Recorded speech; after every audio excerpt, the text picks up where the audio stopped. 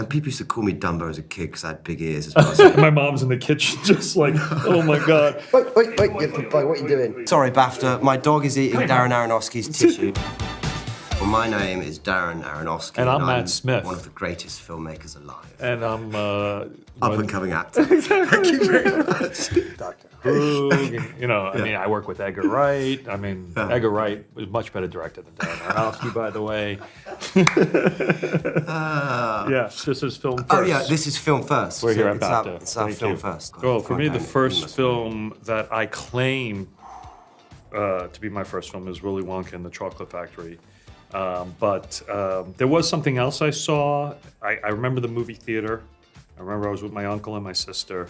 I remember like leaving and walking across this bridge in Sheepshead Bay, Brooklyn. I fall back on Willy Wonka and the Chocolate Factory because it was probably like, I saw that so many times theatrically as a kid. Because what's amazing about that film is that... Schnozberries? But what's a schnozberry? And it scares you. It scares you in a controlled way, which is really important in a kid's film. Like when he's on the boat. Oh, yeah. And G-Models, like, it's just... I never liked that sequence. I like it now, but as a kid, yeah, because it's scary. It was very scary. It's very scary, yeah. I used to go to my local store and buy this kung fu movie and rent this kung fu movie over and over again. And to this day, I've been trying to search it out. I can't really remember the first one I saw, but the first one I bought with 1,001 pennies, and I was too young to buy it. And I went to Tesco, which is a shop here. And I bought RoboCop. Oh, wow. With 1,000, and the guy was like, "Are you old enough to do this?" And I was like, "Yeah." And I was obviously, clearly not, but I gave this whole speech about it, and yeah, that was the first one I bought. I remember RoboCop, seeing it in the theater. I don't think I went to that movie, and I snuck into RoboCop afterwards. Oh, really? And wow. I mean, when you even watch that film now, the level of satire. It's amazing. When you get shot, it's brilliant. It's very intense. Film I saw at a young age that I shouldn't have is the question, and for what immediately pops in my head was Saturday Night Fever. You know, 1977. I'm 8 years old. That film is placed in Bay Ridge, Brooklyn, which is probably 3 miles from where I grew up. So you can imagine like the disco explosion taking over the world is only 3 miles from my house. Every kid got to see it, but my parents were like, no way. They were school teachers. They were like, not gonna happen. And we were begging them. And me and my older sister, she's 2.5 years older, finally my mom convinced my dad it's okay. All the other kids have seen it. And during the movie, there's like the kind of sex scene in the, there's that in the back of the car, and my dad's like kind of hitting my mom, my mom's like, don't worry, it's over their head. Yeah.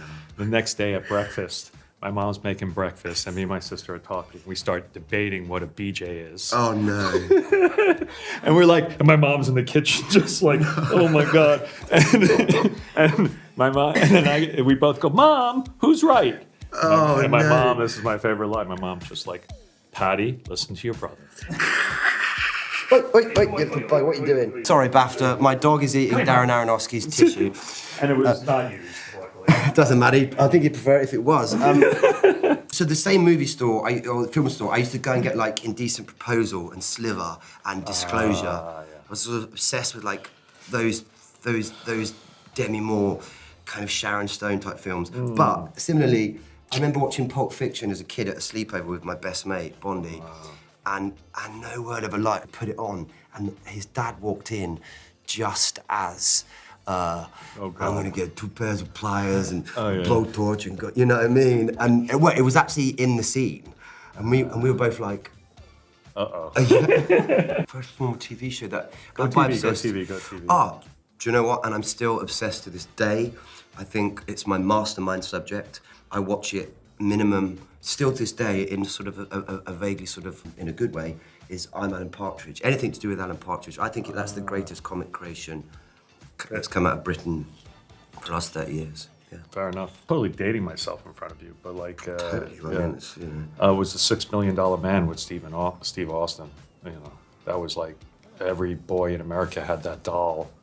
And what was it, like an episodic thing? It was like every week. He was like a guy, $6 Million Man, which doesn't quite work anymore. But like he basically was this pilot who was in a plane crash, and they rebuild him. They give him bionic arms and legs and a bionic eye, and then he's like a secret spy. It was very big. It was great. That was great. It was great. First TV show that we've watched that makes us want to act or direct. Growing up, I had no idea what a director was. I think I grew up when George Lucas and Steven Spielberg, the names were household names, but like how to become a director was not anything that was at all possible for a kid from South Brooklyn as an idea. Probably the one that like triggered me that this might be a path or something, or started to open my eyes was I went to the movie theater and the movie I wanted to see was sold out, and there was another movie and there was a guy on the poster with a Brooklyn hat. And when you're from Brooklyn, you're kind of fascinated with Brooklyn. So I went in, and the movie had already started, and it was the opening kind of dating montage of She's Gotta Have It by Spike Lee. And there was like a montage of all these guys doing their pickup lines for Nora Darling. And it was packed audience, and people were just laughing. And I had never seen anything like it on film in a movie theater before. And it was so specific to Brooklyn. Like I knew all the characters in it. And that was like, oh, this is like working for this incredible, for all these people, yet it's so specific to like a world I know. So I think that was the first thing. I sort of came to it quite late, acting. I was more interested in playing football and stuff. So, that's right. But I was always obsessed with watching film. The idea is that you're being sort of transported into that creative, imaginary bit. You know, that's what happens when you thought, oh, I could do that. And I just remember, like, even watching The Goonies, from the moment those bikes sort of like whip through the rain, and the scale of the pirate ship, and all, just the sort of, yeah, there's something about that film that really drew me into it. And then in my teens, I just got really into like Nicholson and Hopkins, and I was just like, I started just getting obsessed with those two. Goonies is it's a brilliantly made film.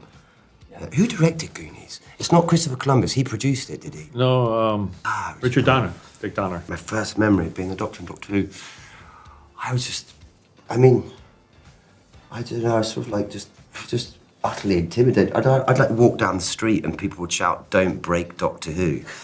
You know, literally, they'd be like, "Don't." It's like because you're taking on this. Yeah, of course. And it was this, and I phoned my dad one day and I went, "I don't think I can do this." This is like 3 weeks in, and he was like, "Listen, get your head down. You've got this." And yeah. No, great. Yeah. But it was I don't know. It was a blur. I was just like, "What the fuck is going on, man?" Yeah. But I'm always thrilled that I'm associated with that. My first meeting with Natalie Portman on Black Swan, or just in general, we had mutual friends. Her early manager was a mate from college, and so I met her when I think before she was even, went through Harvard and college, and she was an up and coming actress. I think she had done like The Diary of Anne Frank and stuff, and she was just great, and there was so much potential.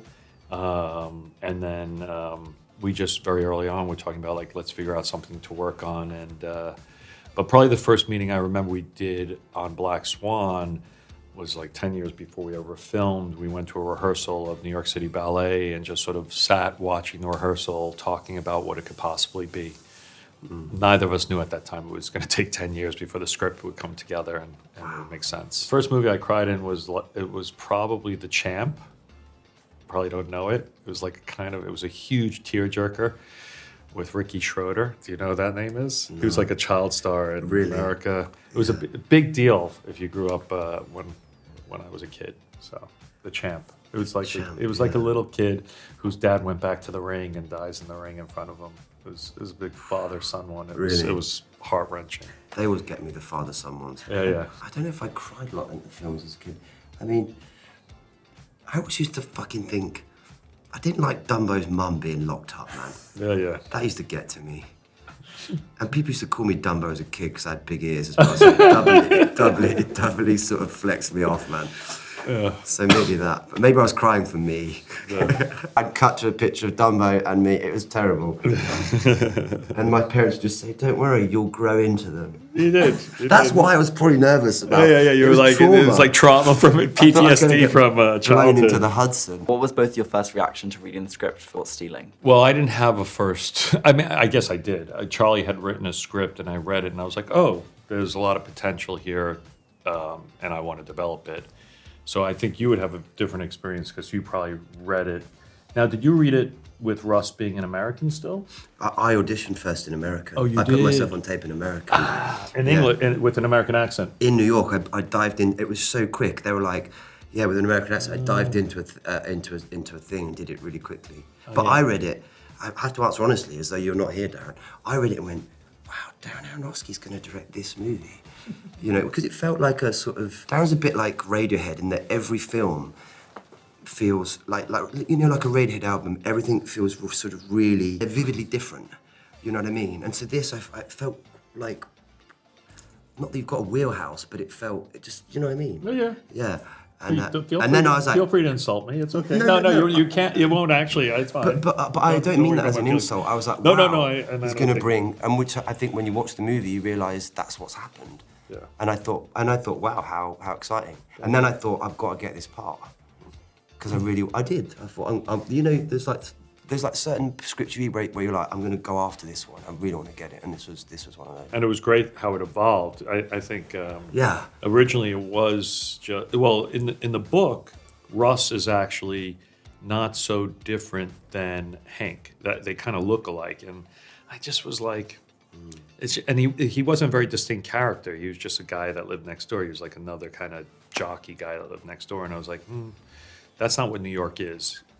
What's brilliant about New York is behind each door is a unique character. Yeah. You know, maybe he's a punk, but it was more like a Ramones punk, you know, an American kid that was still holding on. And then there was some other British actor who came in who was really good, who did an American who was good, and I just said, hey, can you just try it in Cockney? And he did, and I was like, oh, that's interesting. And then I started talking about Charlie. What would it mean to rewrite it as an English character? Because there were definitely some Englishmen said to me yesterday, a punk in 1998, that's exactly where they would be the East Village, because they wouldn't be hanging out in London anymore, because they just wouldn't be cool anymore. Yeah, exactly. So it's kind of perfect.